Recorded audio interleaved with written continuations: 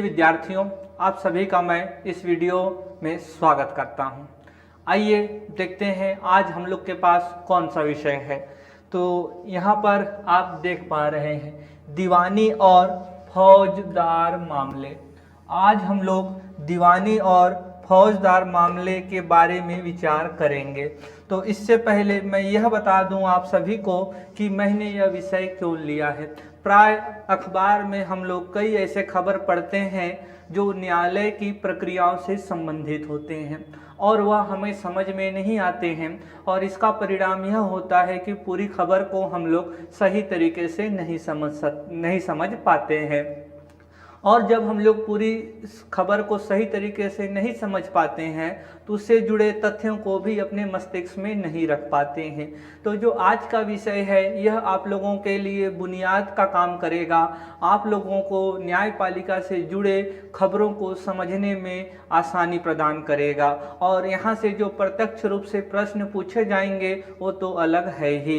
तो आइए शुरू करते हैं। तो यहाँ देख रहे होंगे कि विवाद दो प्रकार के होते हैं। या तो वे दीवानी होंगे जिनको सिविल मैटर्स कहा जाता है, दूसरे प्रकार के होते हैं फौजदारी और जिनको क्रिमिनल मैटर्स कहा जाता है। मित्रों, ये आप देख रहे हैं कि यह ज्ञानवापी मस्जिद के आगे खड़े कुछ यहाँ पुलिसकर्मी हैं। इन पुलिसकर्मी को यहाँ खड़े होने का आदेश इलाहाबाद के सिविल कोर्ट ने दिया है, और यह एक तरीके का दीवानी मामला है, सिविल मैटर्स है।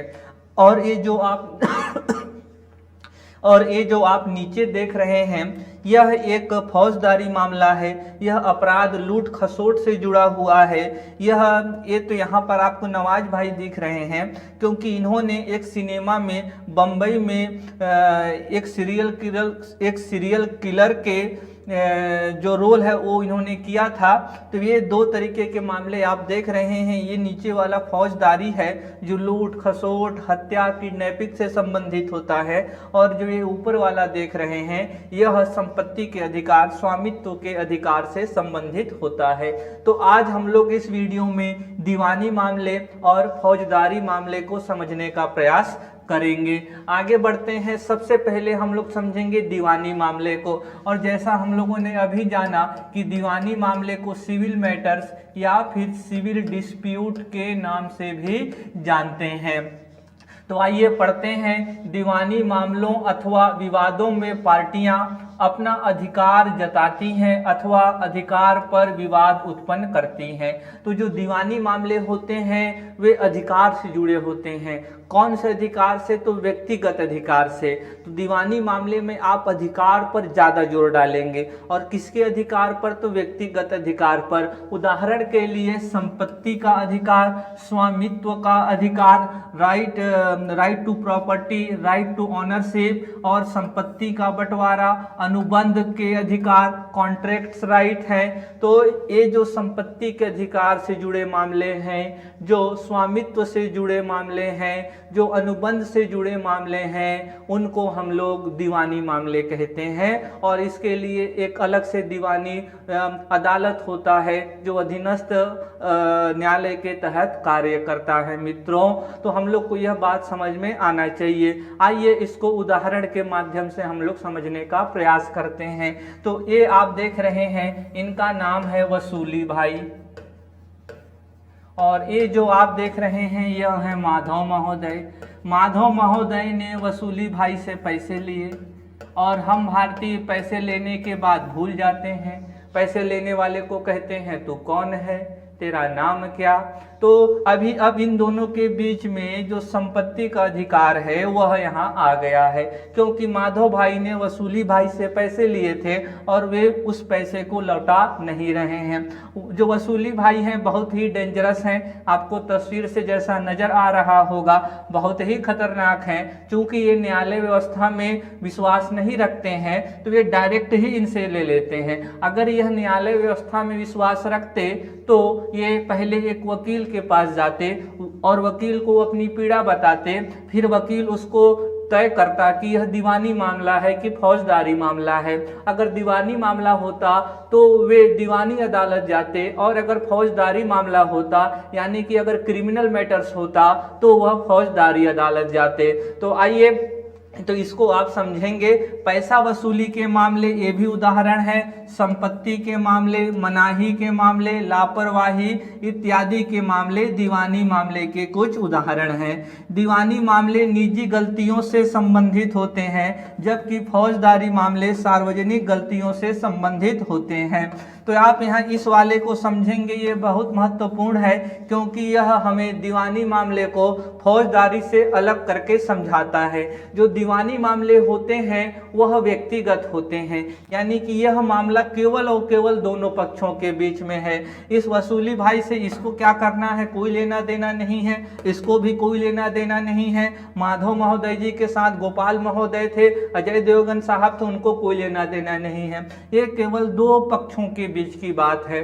तो जो दीवानी मामले होते हैं वो दो पक्षों के बीच में होते हैं, और जो फौजदारी मामले होते हैं वो समाज से जुड़ा होता है। उसको आगे समझेंगे कि फौजदारी मामले कैसे समाज से जुड़े होते हैं। फिलहाल के लिए आप यहाँ ध्यान में रखेंगे, जो दीवानी मामले होते हैं वो व्यक्तिगत होते हैं, इन पर अधिकार पर जोर होता है। कैसा अधिकार, तो व्यक्तिगत अधिकार, जैसे कि संपत्ति का अधिकार हो गया, जैसे कि स्वामित्व का अधिकार हो गया और अनुबंध का अधिकार हो गया। ऐसे मामले दीवानी विवादों के तहत आते हैं। आगे बढ़ते हैं और यहाँ समझते हैं कि दीवानी मामले में जो दो पक्ष होते हैं उनको क्या क्या कहा जाता है। दीवानी मामलों में केस दर्ज करवाने वाली पार्टी को वादी या अभियोगी कहा जाता है, और जिसके विरुद्ध केस दर्ज किया जाता है उसे डिफेंडेंट या फिर प्रतिवादी कहा जाता है। डिफेंडेंट या फिर प्रतिवादी कहा जाता है। तो यहाँ आप देख रहे होंगे साथियों, तो ये जो वसूली भाई थे ये वकील के पास गए थे कि ये जो माधव महोदय हैं मेरी पैसे नहीं लौटा रहे हैं, तो यह अभियोगी हो गए, यानी कि, और ये प्लेंटिफ हो गए। जो प्लेंट है, प्लेंट का मतलब होता है शिकायत। इस शब्द को आप बार बार ज्ञानवापी मस्जिद के दौरान सुन रहे होंगे। जिन महिलाओं ने पूजा करने के अधिकार के लिए जो याचिका दाखिल की थी, तो उन महिलाओं को प्लेंटिफ लिखकर बार बार आ रहा था। तो वह व्यक्ति जो शिकायत लेके जाता है उसे अभियोगी या प्लेंटिफ कहा जाता है। अभी जो व्यक्ति के खिलाफ यह शिकायत लेके जाता है उसे प्रतिवादी या फिर डिफेंडेंट कहते हैं। तो माधव जी यहाँ डिफेंडेंट होंगे और वसूली भाई यहाँ पर क्या होंगे, तो अभियोगी होंगे। और मामला कैसे दर्ज किया जाएगा अदालत में, वसूली भाई बहुत ही जो खतरनाक है, वसूली भाई संजय दत्त के फैन आदमी हैं। अगर ये देखें तो वसूली भाई वर्सेस माधव महोदय, तो ऐसा लिखकर यहाँ पर आपको मिलेगा। कहाँ, तो अदालत में। जब भी मामले की सुनवाई होगी या तो उस नंबर को बोला जाएगा या वसूली भाई वर्सेस माधव महोदय कहा जाएगा। आगे पढ़ते हैं। कानूनी भाषा में दीवानी मुकदमे को दीवानी मामला या सूट कहा जाता है। तो सूट भी ध्यान रखेंगे, सूट का मतलब हो जाता है कि वह सिविल मैटर्स है, सिविल मैटर्स है, तो इसको भी आप ध्यान में रखेंगे। तो ये जो बात है कि दीवानी मामले में जो व्यक्ति शिकायत लेके जाता है उसे अभियोगी कहते हैं, प्लेंटिफ कहते हैं, और वह व्यक्ति जिसके खिलाफ शिकायत दर्ज की जाती है उसे डिफेंडेंट या फिर प्रतिवादी कहते हैं। आइए हम लोग दीवानी मामलों से जुड़े हुए प्रोसीजर को जान लेते हैं। तो शिकायत दाखिल करवाना, जो वसूली भाई हैं वकील के पास जाएंगे और जो वकील होगा यह तय करेगा कि मामला कहाँ जाना चाहिए, या तो दीवानी अदालत में जाना चाहिए या फौजदारी मामले में। तो जहां भी वकील तय करेगा वो उस न्यायालय में जाएगा। फिर वो जो न्यायालय होगा माधव जी को समन जारी करेगा कि आप न्यायालय पहुंचिए। फिर वहां पर जो प्रतिवादी होगा माधव जी पहुंचेंगे और अपनी समस्या बताएंगे, फिर मुद्दे तय किए जाएंगे। तो सबसे पहले शिकायत दाखिल करना, फिर प्रतिवादी को वहां पर समन जारी किया जाता है, प्रतिवादी आता है, फिर वहां देखते हैं कि इन दोनों के बीच में विवाद क्या है। विवाद होने के इसके बाद विवाद तय कर लेने के बाद दोनों पक्षों को अपने अपने साक्ष्य रखने होते हैं। साक्ष्य दर्ज किया जाता है, उसके बाद उस पर दलील चलती है और अंतिम में निर्णय आ जाता है। तो यह सिविल मामले का प्रोसीजर है। आइए आगे चलते हैं और हम लोग फौजदारी मामले को देखते हैं। तो फौजदारी मामले को जरा पढ़ते हैं। फौजदारी मामले आपराधिक कानून के अंतर्गत उठाए गए कानूनी मामले होते हैं। तो आपराधिक कानून, तो यहाँ पर आप समझ रहे हैं कि जो फौजदारी वाला मामला होगा वह आपराधिक कानून से जुड़ा होगा। दंडनीय अपराध जैसे कि चोट, जख्म, हत्या जैसे मामले एक पार्टी द्वारा दूसरी पार्टी से किया गया अपराध है, परंतु इन्हें सार्वजनिक अपराध माना जाता है। तो आइए इसको समझते हैं। पहले मैं इन महोदय लोगों के नाम आपको बता देता हूं। ये महोदय पोते महोदय हैं और ये महोदय बुल्ला महोदय हैं। इन सब में सबसे खतरनाक यही बुल्ला महोदय है, क्योंकि कोई भी काम खुल्लम खुल्ला करते हैं। ये है चुटिया महोदय। इनकी यह जो नाम है इनकी इस विशेषता के आधार पर रखी गई है। और यह महोदय है हटेला भाई। और ये चारों व्यक्ति लूट, खसोट, डकैती, हत्या, बलात्कार जैसे मामलों में लिप्त रहते हैं। तो लूट, खसोट, डकैती जैसे मामले फौजदारी मामले कहलाते हैं। अभी यह समाज से जुड़ा होता है। अगर बुल्ला भाई खुल्लम खुल्ला किसी की हत्या कर देते हैं, तो अगर आज ये एक व्यक्ति की हत्या कर रहे हैं तो कल जाकर 10 व्यक्ति की और हत्या कर सकते हैं। तो इसीलिए आपराधिक मामलों के लिए हम लोगों को समाज से जुड़ना होता है। तो जो फौजदारी मामले होते हैं वो पूरे समाज के लिए खतरा होते हैं। ये जो बुल्ला भाई हैं, चुटिया महोदय, पोते महोदय और हटेले भाई जो हैं, ये पूरे समाज के लिए खतरा हैं। अगर एक के घर डकैती डाल सकते हैं तो वे 10 के घर और भी डकैती डाल सकते हैं। एक की हत्या कर सकते हैं तो और लोगों की हत्या कर सकते हैं। तो इसीलिए यह समाज से जुड़ा विषय होता है। इसीलिए इसमें जो एक पक्ष होता है वो सदैव सरकार होता है, क्योंकि समाज के सुचारू संचालन का दायित्व सरकार पर है। अगर समाज पर कोई खतरा आ रही है तो सरकार उसको सुलझाने जाएगा। इसीलिए आप कोई भी फौजदारी मामले में देखेंगे लिखाएगा क्या, स्टेट वर्सेस बुल्ला भाई। स्टेट वर्सेस बुल्ला भाई। स्टेट में government of India, government of Chhattisgarh, government of Jharkhand, government of Orissa हो सकते हैं। तो इसमें सरकार हमेशा एक पक्ष रहेगा। फौजदारी वाले मामले में सरकार हमेशा एक पक्षदार होता है, ये विशेष रूप से ध्यान रखेंगे। और जो फौजदारी मामले होते हैं वह समाज से जुड़े होते हैं। सार्वजनिक अधिकारों और कर्तव्यों का उल्लंघन सार्वजनिक गलती होती है जो पूरे समुदाय को प्रभावित करती है। सारे समुदाय के विरुद्ध की गई गलती मामले में सरकार दोषी व्यक्ति के विरुद्ध मुकदमा दर्ज कराती है। कुछ मामलों में राज्य के अतिरिक्त किसी एक व्यक्ति की शिकायत पर भी आपराधिक कार्यवाही की जाती है। तो दो तरीके से पुलिस एक तो स्वयं कार्यवाही करेगी या किसी के शिकायत पर करती है। आइए आगे बढ़ते हैं और देखते हैं कि इसमें एक पक्ष सरकार होता है जिसे प्रोसिक्यूटर कहते हैं या फिर अभियोजक कहते हैं। तो जो सरकार होगा उसे प्रोसिक्यूटर या फिर अभियोजक कहते हैं। और एक तरफ जो बुल्ला भाई हैं तो इनको कहा जाएगा दोषी या फिर इनको अभियुक्त कहा जाता है।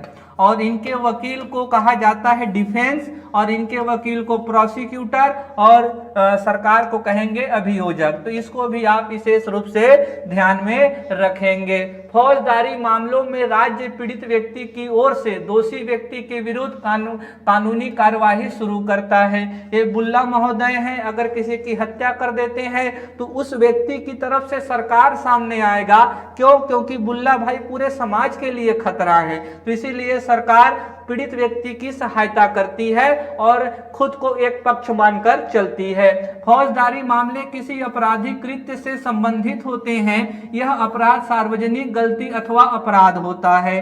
चोट पहुंचाना अथवा जख्मी करना, चोरी, डकैती, हत्या, अपहरण आदि इसके कुछ उदाहरण है। लूट, खसोट अपराध करने वाले व्यक्ति को अभियुक्त कहा जाता है। आइए आगे बढ़ते हैं और हम लोग जान लेते हैं कि यह पूरा मामला न्यायालय में चलता कैसे है, कैसे न्यायालय पहुंचता है और कैसे न्यायालय का निर्णय आता है। तो सबसे पहले फर्स्ट इंफॉर्मेशन रिपोर्ट, FIR का पूर्ण रूप क्या है? First information report.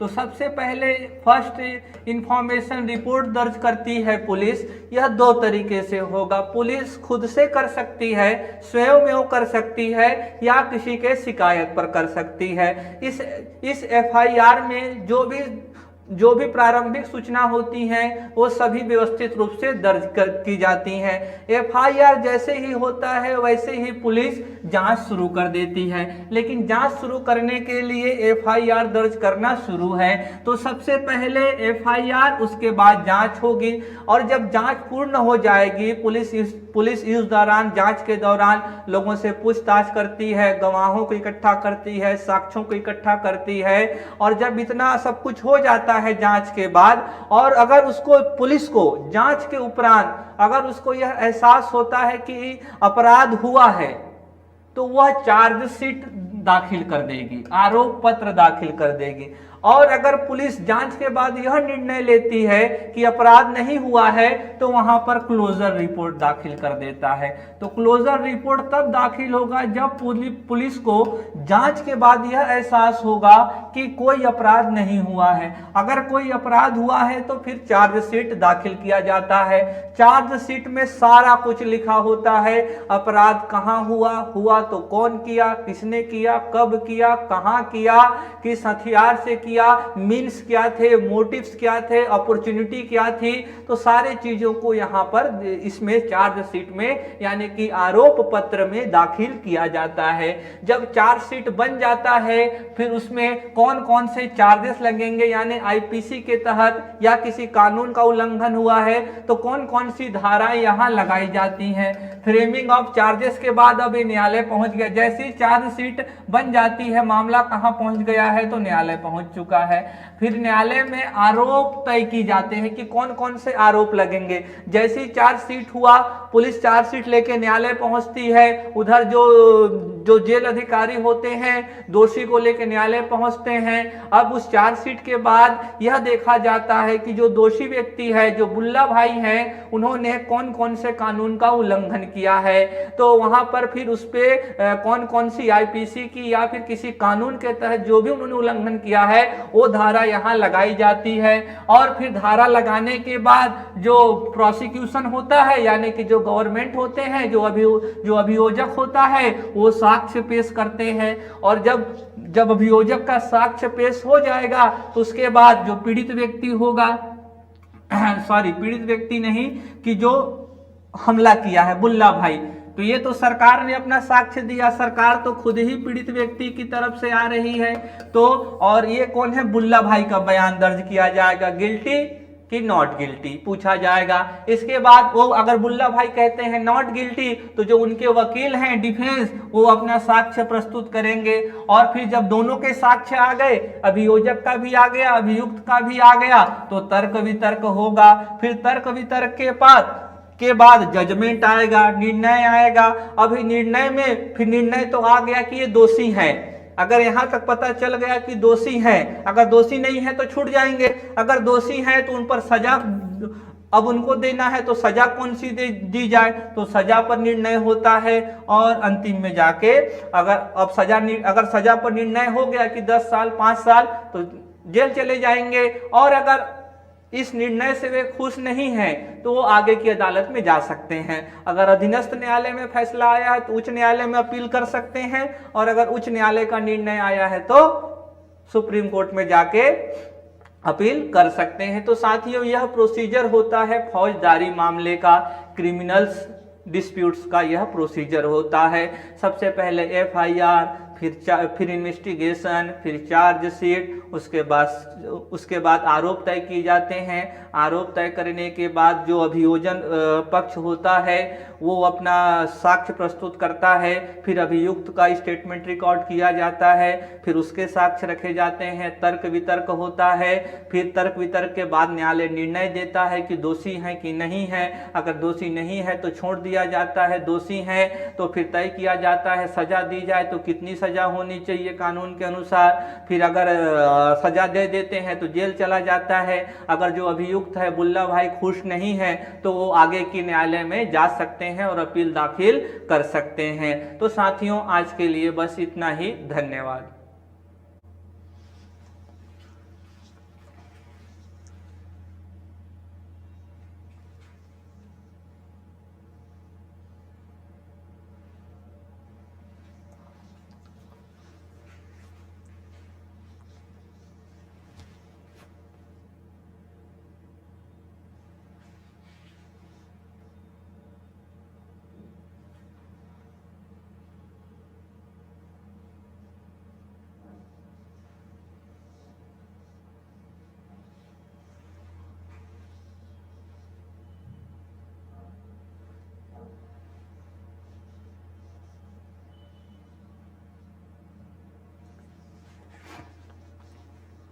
प्रिय विद्यार्थियों, मैं आप सभी का स्वागत करता हूं।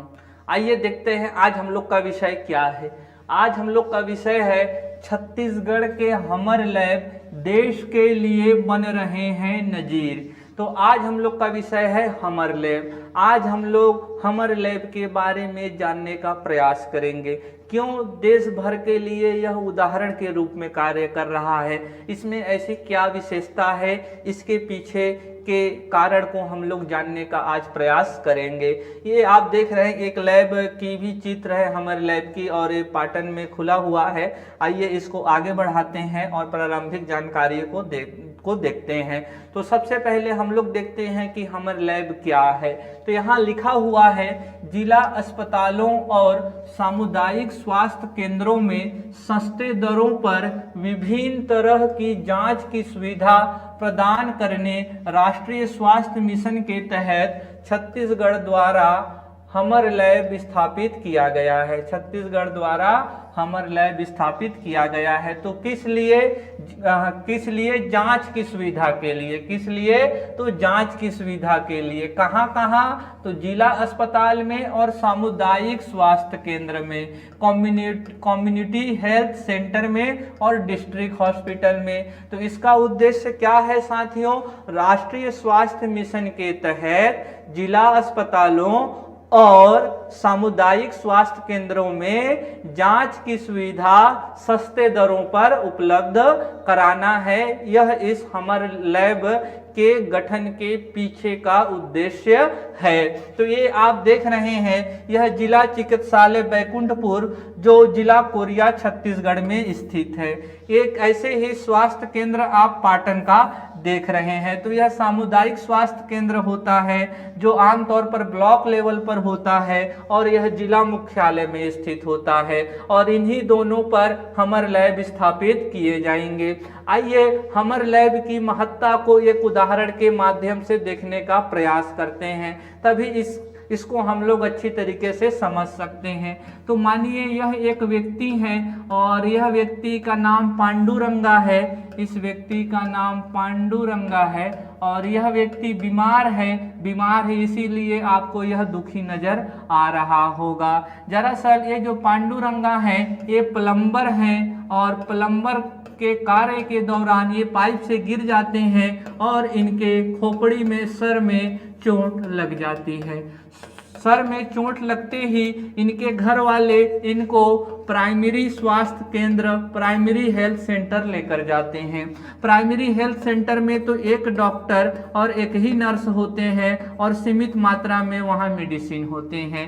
तो यहाँ तो जब तक इनके सर का सीटी स्कैन नहीं होगा, सर से कहाँ कहाँ से ब्लड निकला है, तब तक कोई इलाज कर नहीं सकते। और इन लोग के यहाँ तो इन लोग के तो स्तर से ज़्यादा है, क्योंकि ब्रेन का मामला है, न्यूरो मामला है, और उसके लिए विशेषज्ञता की आवश्यकता होती है।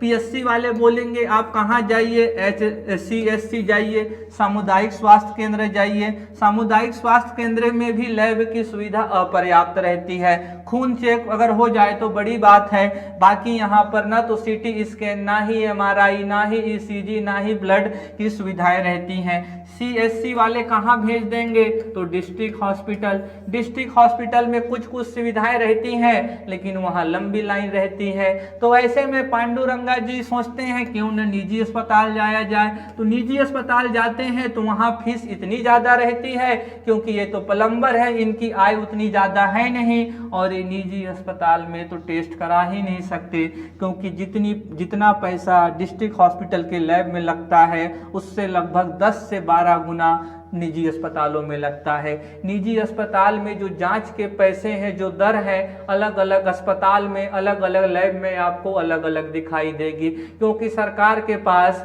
ये जो जांच की जो दर है उसके निर्धारण के लिए कोई एक संगठित व्यवस्था नहीं है और इसको विनियमित करने की आवश्यकता है क्योंकि निजी अस्पतालों में जांच की दर बहुत ही ज़्यादा ली जाती है। ऐसे में पांडुरंगा के पास एक ही विकल्प बच जाता है कि वे डिस्ट्रिक्ट हॉस्पिटल में अपने नंबर का इंतजार करें। इसी तरीके से मानिए यह तो जो सर में चोट था यह तो एक गैर संक्रामक रोग है, लेकिन अगर किसी को डेंगू होता तो डेंगू के लिए अगर वो जाता और अगर उसको निजी अस्पताल में वो नहीं करा पाता या डिस्ट्रिक्ट अस्पताल में वह वेट नहीं करता, वापस आ जाता, तो डेंगू एक संक्रामक बीमारी है, यह और लोगों में फैलती जाएगी। जिस व्यक्ति को हुआ है उससे तो उसको तो नुकसान होता ही होगा और भी समाज को यह नुकसान करेगा।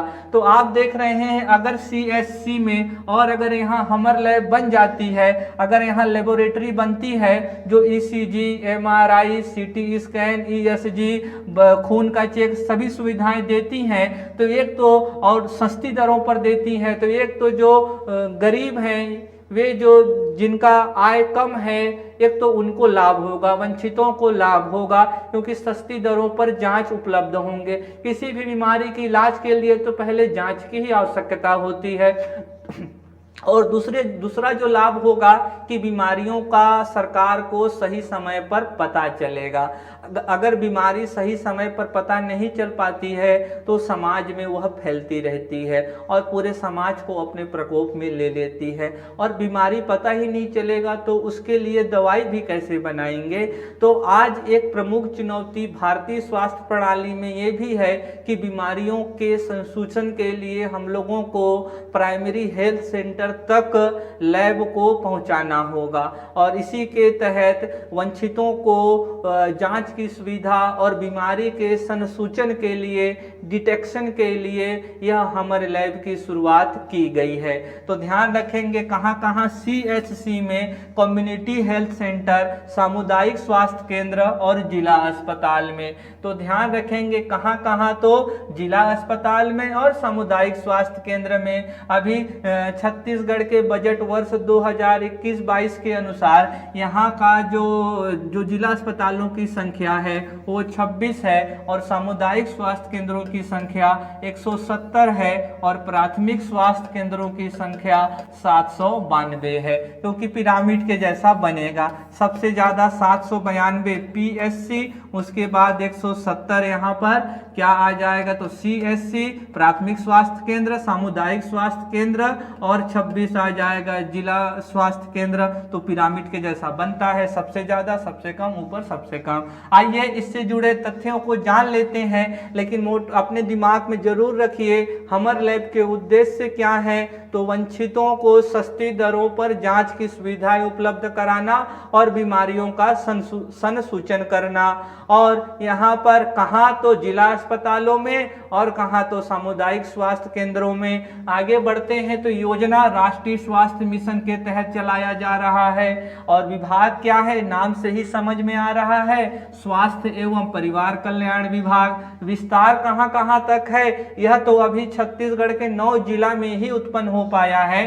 राज्य के 9 जिले और जिलों के नाम लिखे हुए हैं, दुर्ग, बालोद, कांकेर, बलौदाबाजार, ऐसे नाम लिखे हुए हैं। हाँ, अभी देखेंगे तो अभी तक जो सूचना यहाँ मिल रही है उसके अनुसार 9 जिलों में तो स्थापित किया जा चुका है। 9 जिलों के जिला अस्पताल में हमर लैब तो स्थापित किया जा चुका है और भी ब्लॉक लेवल पर स्थापित किए जा रहे हैं।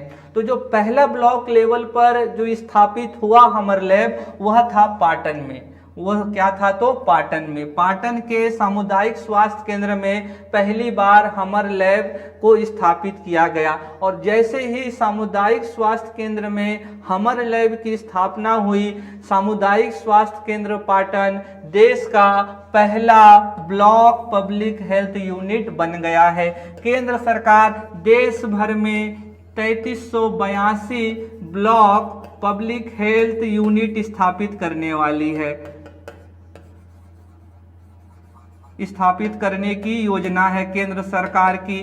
ब्लॉक पब्लिक हेल्थ यूनिट क्या होता है कि CHC में लैब की सुविधा हो, और लैब की सुविधा दो उद्देश्य से, वंचितों को जांच उपलब्ध कराना सस्ती दरों पर, और दूसरा बीमारियों का संसूचन। तो सरकार सामुदायिक स्वास्थ्य केंद्र में लैब स्थापित करके उनको ब्लॉक पब्लिक हेल्थ यूनिट में बदलना चाहती है केंद्र सरकार। और सरकार ऐसे 3382 सामुदायिक स्वास्थ्य केंद्रों को पब्लिक हेल्थ यूनिट में बदलेगी लैब स्थापित करके। अगर कोई ऐसा पहला था देश भर में तो वह पाटन था।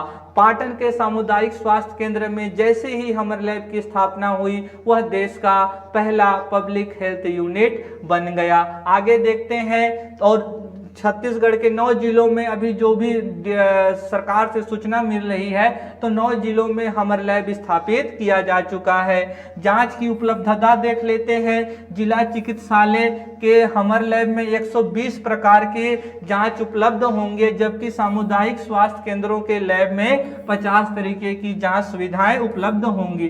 बाद में इसको बढ़ाने की भी योजना है।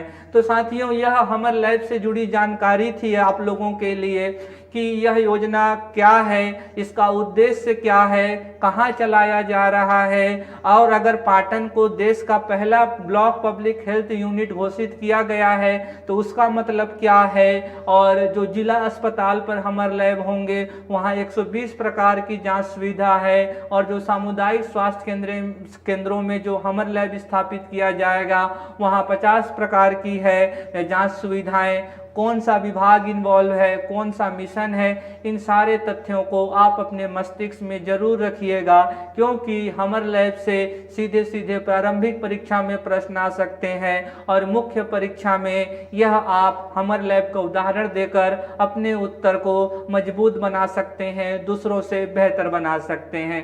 क्योंकि आप भी जानते हैं, अगर आपने किसी का इलाज कराया होगा तो बिना जांच के कोई इलाज पॉसिबल नहीं है। और निजी अस्पतालों में ये जो जांच है बहुत ही ज़्यादा महंगी हैं, इतनी महंगी होती हैं कि आदमी की पूरी आड़ी पूंजी खो जाती है। पांडुरंगा का भी सब चला गया, और मैं यहाँ नाम बदल दिया हूँ, यह मेरी आंखों देखी घटना है छत्तीसगढ़ में ही। तो उसी का मैंने उदाहरण आपको लिया है, उनसे मैंने काफ़ी जानकारी इस संदर्भ में लिया था, इसको ये कहानी के माध्यम से मैंने आपको सुनाया। तो साथियों, आज के लिए बस इतना ही। धन्यवाद।